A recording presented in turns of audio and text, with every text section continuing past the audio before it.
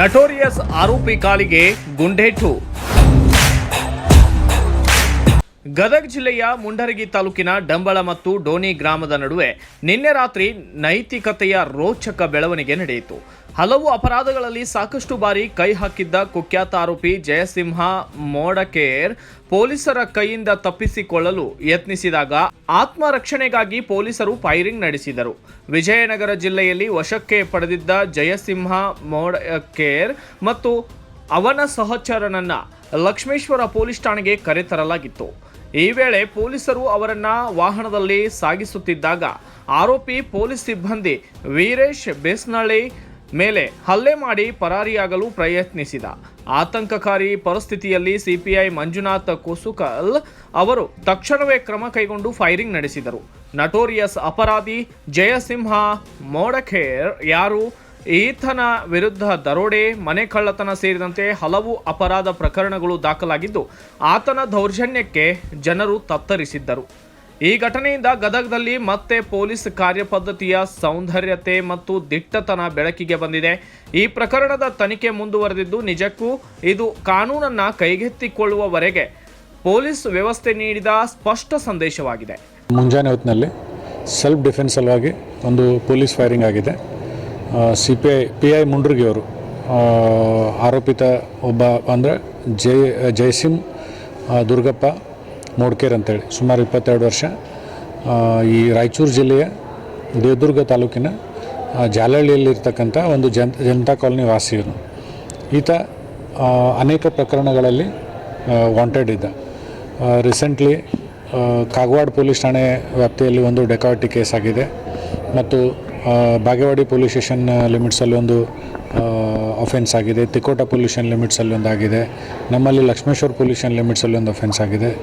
ಇನ್ನೂ ಅನೇಕ ಪೊಲೀಸ್ ಠಾಣೆಗಳಲ್ಲಿ ಈತನ ಮೇಲೆ ಒಂದು ಅಪರಾಧ ದಾಖಲಾಗಿರೋದು ಕಂಡು ಬಂದಿದೆ. ಇವನ ಒಂದು ಚಲನವಲನ ಮೇಲೆ ನಿಗಾ ಇಟ್ಟು ನಮ್ಮ ಅಧಿಕಾರಿಗಳು ಒಂದು ತಂಡಗಳನ್ನು ರಚನೆ ಮಾಡಲಾಗಿತ್ತು. ಇವನನ್ನು ಸೆಕ್ಯೂರ್ ಮಾಡಿಕೊಂಡು ಪೊಲೀಸ್ ಠಾಣೆಗೆ ಕರೆದುಕೊಂಡು ಹೋಗ್ತಾ ಇರುವಾಗ ಪೊಲೀಸರಿಗೆ ಒಂದು ನ್ಯೂಸೆನ್ಸ್ ಮಾಡಿ ಹಲ್ಲೆ ಮಾಡಿ ತಪ್ಪಿಸ್ಕೊಂಡು ಓಡಲಿಕ್ಕೆ ಪ್ರಯತ್ನ ಮಾಡಿದ್ದಾನೆ. ಆ ಟೈಮಲ್ಲಿ ನಮ್ಮ ಪೊಲೀಸ್ ಇನ್ಸ್ಪೆಕ್ಟರ್ ಅವರು ಒಂದು ಏರ್ ಫೈರ್ ಕೂಡ ಮಾಡಿ ವಾರ್ನ್ ಮಾಡಿ ಎಲ್ಲ ಮಾಡಿದ್ದಾರೆ. ನಾರ್ಮಲಿ ಮೊದಲು ವಾರ್ನ್ ಮಾಡಿ ನಂತರ ಏರ್ ಫೈರ್ ಮಾಡಿ ವಾರ್ನ್ ಮಾಡಿದರೂ ಕೂಡ ಅವನು ತಾನು ಹಲ್ಲೆ ಮಾಡೋದನ್ನು ಮತ್ತು ಓಡಿ ಹೋಗೋದನ್ನು ಸ್ಟಾಪ್ ಮಾಡಿಲ್ಲ. ಆದ್ದರಿಂದ ಸೆಲ್ಫ್ ಡಿಫೆನ್ಸ್ಗೋಸ್ಕರ ಮತ್ತು ಆತನನ್ನು ವಶಕ್ಕೆ ಪಡೆದುಕೊಳ್ಳುವ ದೃಷ್ಟಿಯಿಂದ ಅವನ ಕಾಲಿಗೆ ಅಂದರೆ ಎಡಗಾಲಿಗೆ 2 ಸುತ್ತು ಗುಂಡನ್ನು ಹಾರಿಸಿದ್ದಾರೆ ಮತ್ತು ತಕ್ಷಣ ಆಸ್ಪತ್ರೆಗೆ ಶಿಫ್ಟ್ ಮಾಡಿದ್ದಾರೆ. ಟ್ರೀಟ್ಮೆಂಟ್ ನಡೀತಾ ಇದೆ. Is out of danger. ನಮ್ಮ ಸಿಬ್ಬಂದಿಗೂ ಕೂಡ ಒಬ್ಬರಿಗೆ ಗಾಯ ಆಗಿದೆ. ಅವ್ರನ್ನೂ ಕೂಡ ಆಸ್ಪತ್ರೆಗೆ ದಾಖಲು ಮಾಡಿ ಟ್ರೀಟ್ಮೆಂಟ್ ಕೊಡ್ತಾ ಇದ್ದೀವಿ. ಒಟ್ಟಿನಲ್ಲಿ ಒಬ್ಬ ಅತ್ಯಂತ ಅನೇಕ ಜಿಲ್ಲೆಗಳಿಗೆ ಬೇಕಾಗಿರ್ತಕ್ಕಂಥ ಒಬ್ಬ ಆರೋಪಿಯಾಗಿದ್ದ. ಸೊ ಇವನ್ನ ವಶಕ್ಕೆ ಪಡೆದುಕೊಳ್ಳೋದು ಮತ್ತು ಮುಂದಿನ ತನಿಖೆ ಕೈಗೊಳ್ಳೋದು ಭಾಳ ಅವಶ್ಯಕತೆ ಇತ್ತು. ಆ ನಿಟ್ಟಿನಲ್ಲಿ ನಮ್ಮ ಅಧಿಕಾರಿಗಳು ಅವನನ್ನು ಫೈರ್ ಮಾಡಿ ವಶಕ್ಕೆ ಪಡೆದುಕೊಂಡಿದ್ದಾರೆ. ಮುಂದಿನ ತನಿಖೆಯನ್ನು ಪ್ರಕರಣಗಳನ್ನು ದಾಖಲಿಸಿಕೊಂಡು ಮತ್ತು ಯಾವ ಪ್ರಕರಣದಲ್ಲಿ ಯಾವ ತನಿಖೆಯಲ್ಲಿ ಇವನು ಬೇಕು ಅನ್ನೋದ್ರ ಬಗ್ಗೆ ಮತ್ತು ಬೇರೆ ಬೇರೆ ಜಿಲ್ಲೆ ಕೆಲವು ಅಂತಾರಾಜ್ಯದಲ್ಲೂ ಕೂಡ ಅವರು ಅಫೆನ್ಸ್ ಮಾಡಿರೋ ಬಗ್ಗೆ ಮಾಹಿತಿ ಇದೆ. ಅದನ್ನೆಲ್ಲ ಕೂಡ ವಿವರವಾಗಿ ನಮ್ಮ ಅಧಿಕಾರಿಗಳು ತನಿಖೆ ಮಾಡ್ತಾರೆ. ಆ ಇನ್ಫಾರ್ಮೇಷನ್ ಕೂಡ ಇದೆ. ಆಂಧ್ರ ಪ್ರದೇಶ್ ಆ ಕಡೆ ಬಾರ್ಡರಲ್ಲಿ, ಬಳ್ಳಾರಿ ಜಿಲ್ಲೆಯಲ್ಲಿ ಈ ರೀತಿ ಬೇರೆ ಬೇರೆ ಕಡೆಗೆ ಹೋಗಿ ಮತ್ತು ಬೆಂಗಳೂರು ನಮಗೆ ಆಲ್ರೆಡಿ ಕೆಲವು ಇನ್ಫಾರ್ಮೇಷನ್, ಜಾಲಹಳ್ಳಿ PS ಅಲ್ಲೆಲ್ಲ ಅಫೆನ್ಸ್ ಮಾಡಿರೋದು ಕೆಲವು ಬೇಸಿಕ್ ಇನ್ಫಾರ್ಮೇಷನ್ ಕೂಡ ಆಲ್ರೆಡಿ ಸಿಕ್ಕಿದೆ. ಇಂಟ್ರೋಗೇಷನ್ ಟೈಮಲ್ಲೂ ಕೂಡ ಈಗ ಹೆಚ್ಚಿನ ಮಾಹಿತಿ ಸಿಗ್ತಾ ಇದೆ. ಸೊ ಅದನ್ನು ತೆಗೆದುಕೊಂಡು ಇವರೆಲ್ಲೆಲ್ಲಿ ಅಫೆನ್ಸ್ ಮಾಡಿದರು ಆ ಎಲ್ಲ ಅಧಿಕಾರಿಗಳ ಜೊತೆಗೂ ಕೂಡ ಮಾತಾಡಿಕೊಂಡು ಕೋಆರ್ಡಿನೇಟ್ ಮಾಡಿಕೊಂಡು ಮುಂದಿನ ತನಿಖೆನ ಕೈಗೊಳ್ತೀವಿ. ಇವ್ರ ಜೊತೆಗೆ ಇನ್ನೂ 3 ಜನರನ್ನು ನಾವು ಸೆಕ್ಯೂರ್ ಮಾಡಿದ್ದೀವಿ. ಸೊ ಅವ್ರನ್ನೂ ಕೂಡ ಇಂಟ್ರೋಗೇಷನ್ ನಡೀತಾ ಇದೆ. ಟೋಟಲ್ 4 ಜನಕ್ಕೆ ಸೆಕ್ಯೂರ್ ಮಾಡಿದ್ದೀವಿ. ಮತ್ತು ಇದರಲ್ಲಿ ಯಾರಾದರೂ ಇನ್ವಾಲ್ವ್ ಇದ್ದಾರೆ ಅಂತ ನಮಗೆ ಇನ್ನೂ ಹೆಚ್ಚಿಗೆ ಗೊತ್ತಾಯ್ತು, ಅವ್ರನ್ನೂ ಕೂಡ ಸೆಕ್ಯೂರ್ ಮಾಡ್ತೀವಿ.